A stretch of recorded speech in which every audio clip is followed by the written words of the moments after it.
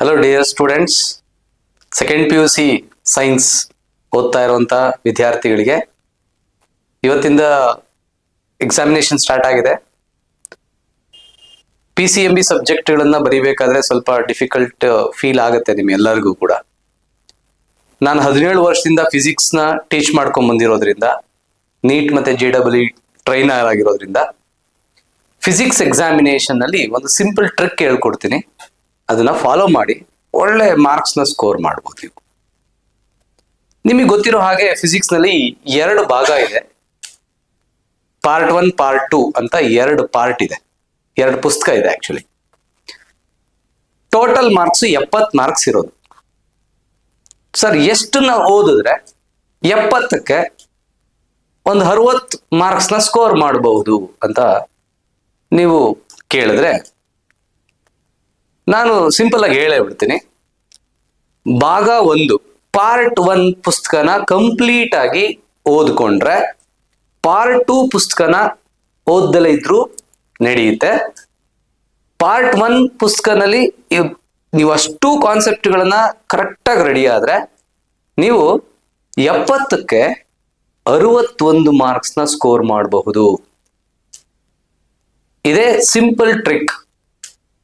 So final examination ಹತ್ರ ಬಂದಾಗ ನೀವು ಹಾರ್ಡ್ ವರ್ಕ್ಗಿಂತ ಸ್ಮಾರ್ಟ್ ವರ್ಕ್ ನ ಜಾಸ್ತಿ ಬಳಸಬೇಕಾಗತ್ತೆ, ಅಂದ್ರೆ ಮಾಡ್ಬೇಕಾಗತ್ತೆ. ಸಿಂಪಲ್ ಆಗಿ ಹೇಳ್ಬಿಡ್ತೀನಿ ಯಾವ್ಯಾವುದು ಎಷ್ಟೆಷ್ಟು ಮಾರ್ಕ್ಸ್ಗೆ ಬರುತ್ತೆ ಅಂತ. ನಿಮಗೆ ಗೊತ್ತಿರೋ ಹಾಗೆ ಕ್ವಶನ್ ಪೇಪರ್ ಅಲ್ಲಿ MCQ 15 ಕ್ವಶನ್ಸ್ ಇರುತ್ತೆ. Fill in the blanks 5 questions ಇರುತ್ತೆ. 2 ಮಾರ್ಕ್ಸ್ ಕ್ವಶನ್ ಅಲ್ಲಿ 5 ಕ್ವಶನ್ ಬರಿಬೇಕಾಗಿರುತ್ತೆ. 3 ಮಾರ್ಕ್ಸ್ ಕ್ವಶನ್ ಅಲ್ಲಿ 5 ಕ್ವಶನ್ ಬರಿಬೇಕಾಗಿರುತ್ತೆ. 5 ಮಾರ್ಕ್ಸ್ ಕ್ವಶನ್ ಅಲ್ಲಿ 3 ಕ್ವಶನ್ ಬರಿಬೇಕಾಗಿರುತ್ತೆ. 5 ಮಾರ್ಕ್ಸ್ ನ್ಯೂಮರಿಕಲ್ಸ್ ಅಲ್ಲಿ 2 ಕ್ವಶನ್ ನ ಬರಿಬೇಕಾಗಿರುತ್ತೆ. ನೀವು ಕ್ಲಿಯರ್ ಆಗಿ ಬ್ಲೂ ಪ್ರಿಂಟ್ ನ ಕರೆಕ್ಟ್ ಆಗಿ ಅಬ್ಸರ್ವ್ ಮಾಡಿದ್ರೆ ನಿಮಗೆ ಕ್ಲಾರಿಟಿ ಸಿಗುತ್ತೆ. ಫಸ್ಟ್ ಪಾರ್ಟ್ ಅಲ್ಲಿ ನಿಮಗೆ ಟೋಟಲಿ 8 ಚಾಪ್ಟರ್ಗಳು ಇರುತ್ತೆ. Electric charge and field, electric potential and capacitance, current electricity ಅಥವಾ electric current, moving charges and magnetism, magnetism and matter, electromagnetic induction, alternating current and electromagnetic waves. This is the first part of the physics.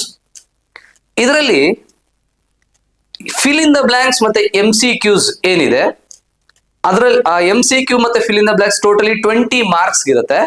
ಆ 20 marks ಅಲ್ಲಿ 11 marks ನಿಮ್ಗೆ ಈ first part ಅಲ್ಲಿ ಬರುತ್ತೆ. Note ಮಾಡ್ಕೊಳ್ಳಿ ಇದನ್ನ. Sir 2 marks ಇಂದ ಎಷ್ಟು ಬರುತ್ತೆ ಸರ್? 2 ಮಾರ್ಕ್ಸ್ ಇಂದು ನೀವು ಬರಿಬೇಕಾಗಿರುವಂತ 5 ಕ್ವಶನ್ಸ್ ಈ ಫಸ್ಟ್ ಪಾರ್ಟ್ ಅಲ್ಲಿ ಇರುತ್ತೆ. ಅಲ್ಲಿಗೆ totally 11 marks plus 10 marks 21 marks ಬಂದೋಯ್ತು. ಸರ್ 3 ಮಾರ್ಕ್ಸ್ ಇಂದ ಎಷ್ಟು ಕ್ವಶನ್ಸ್ ಬರಿಬೇಕಾದ್ರೆ ಹೇಳಿ? 5 ಕ್ವಶನ್ಸ್ ಬರಿಬೇಕಾಗತ್ತೆ. 15 ಮಾರ್ಕ್ಸ್ ಇರುತ್ತೆ. ಆ 5 ಕ್ವಶನ್ಸ್ ನಿಮ್ಗೆ ಫಸ್ಟ್ ಪಾರ್ಟ್ ಅಲ್ಲೇ ಬರುತ್ತೆ. ಅಲ್ಲಿಗೆ 15 ಮಾರ್ಕ್ಸ್ ಕೂಡ ಆ ಒಂದು 15 ಮಾರ್ಕ್ಸ್ ಇದಕ್ಕೆ ಆಡ್ ಆಗುತ್ತೆ. Totally 11 marks plus 10 marks plus 15 marks ಇಷ್ಟು ಕೂಡ ಆಡ್ ಆಗುತ್ತೆ. ಸೊ 5 ಮಾರ್ಕ್ಸ್ ಥಿಯರಿ ಕ್ವಶನ್ಸ್ ಎಷ್ಟು ಅಟೆಂಡ್ ಮಾಡಬೇಕು? 3 ಅಟೆಂಡ್ ಮಾಡಬೇಕು. ಈ 3 ಥಿಯರಿ ಕ್ವಶನ್ಸ್ ಅಲ್ಲಿ ನೀವು ಅಟೆಂಡ್ ಮಾಡಬೇಕಿರೋ ಅಷ್ಟು ಕ್ವಶನ್ಸ್ ಈ ಮೊದಲ ಪಾರ್ಟ್ ಅಲ್ಲೇ ಬರುತ್ತೆ. ಒಂದು ಎಕ್ಸಸ್ ಬರುತ್ತೆ. ಆಕ್ಚುಲಿ 4 ಕ್ವಶನ್ಸ್ ಬರುತ್ತೆ ನಿಮಗೆ 5 ಮಾರ್ಕ್ಸ್ ಕ್ವಶನ್ ಫಸ್ಟ್ ಪಾರ್ಟ್ ಅಲ್ಲಿ. ಸೊ ಅಂದ್ರೆ ಅದರಲ್ಲಿ 15 ಮಾರ್ಕ್ಸ್ ಕೂಡ ನಿಮಗೆ ಫಸ್ಟ್ ಪಾರ್ಟ್ ಅಲ್ಲೇ ಸಿಕ್ಬಿಡುತ್ತೆ. Sir numericals, sir numericals 4 question ಕೊಟ್ಟಿರ್ತಾರೆ, 2 ಅಟೆಂಡ್ ಮಾಡ್ಬೇಕಾಗತ್ತೆ. ಆ 2 ಅಟೆಂಡ್ ಮಾಡುವಂತ ಕ್ವಶನ್ಸ್ ಫಸ್ಟ್ ಪಾರ್ಟ್ ಅಲ್ಲೇ ಬರುತ್ತೆ. ನಿಮಗೆ ಗೊತ್ತಿರಲಿ 3 ಕ್ವಶನ್ ಫಸ್ಟ್ ಪಾರ್ಟ್ ಅಲ್ಲೇ ಬರುತ್ತೆ. ಕ್ಲಿಯರ್ ಆಗಿ ಹೇಳ್ಬಿಡ್ತೀನಿ, ಕೇಳಿಸ್ಕೊಳ್ಳಿ. ಕರೆಂಟ್ ಎಲೆಕ್ಟ್ರಿಸಿಟಿನಲ್ಲಿ ಗ್ಯಾರಂಟಿ ಕೇಳ್ತಾರೆ ಒಂದು ಕ್ವಶನ್, ಆಲ್ಟರ್ನೇಟಿಂಗ್ ಕರೆಂಟ್ ಅಲ್ಲಿ ಗ್ಯಾರಂಟಿ ಕ್ವಶನ್ ಇರುತ್ತೆ. ಫಸ್ಟ್ 2 ಚಾಪ್ಟರ್ ಅಲ್ಲಿ ಒಂದು ಪ್ರಾಬ್ಲಮ್ ಇರುತ್ತೆ. ಅಂದ್ರೆ ನೀವು ಪ್ರಾಬ್ಲಮ್ 2 ಪ್ರಾಬ್ಲಮ್ ನ ಅಟೆಂಡ್ ಮಾಡ್ಬೇಕಾಗಿರುತ್ತೆ.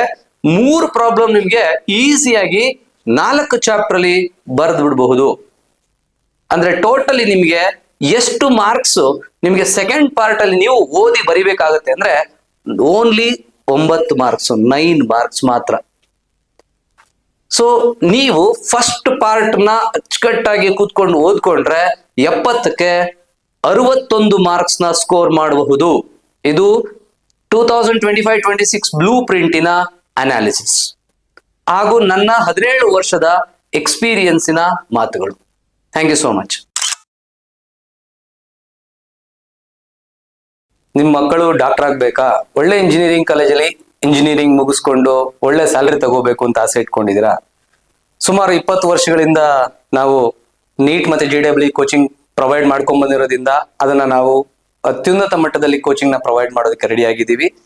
ಯಾರಾದ್ರೂ ಆಸಕ್ತರಿದ್ರೆ ದಯಮಾಡಿ ನ್ಯೂ ರೆಸೋನೆನ್ಸ್ ಕ್ಯಾಂಪಸ್ ನ ವಿಸಿಟ್ ಮಾಡಿ. ನಿಮ್ಮ ಮಕ್ಕಳ ಭವಿಷ್ಯವನ್ನು ಉಜ್ವಲವಾಗಿಸಿಕೊಳ್ಳಲು ನಮ್ಮ ಪ್ರಯತ್ನ ನಿಮ್ ಜೊತೆ ಯಾವತ್ತೂ ಸದಾ ಇರುತ್ತೆ ಅಂತ ಹೇಳ್ತಾ ಈ ಮಾತುಗಳನ್ನ ಮುಗಿಸ್ತಾ ಇದ್ದೀನಿ. Thank you.